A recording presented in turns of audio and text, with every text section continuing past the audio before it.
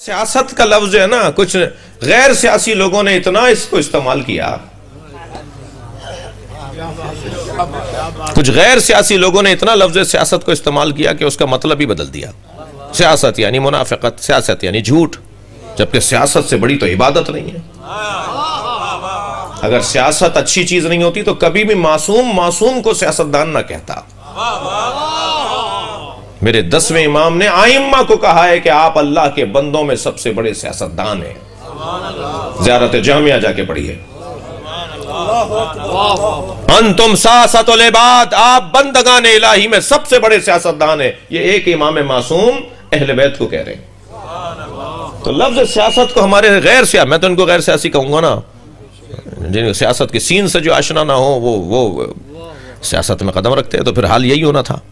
नाराज तो नहीं है आप में तो कोई सियासी नहीं है माशाल्लाह। हमारी कौम का तो बड़ा अजीब अलमिया है, कहते हैं जी सियासत दीन से जुदा है, और सारी अंजुमनों में सियासतें हैं, सारी संगतों में सियासतें हैं, सारे इमाम बारगाहों में सियासतें हैं, सारी मस्जिदों में सियासतें हैं, और सियासत दीन से जुदा है।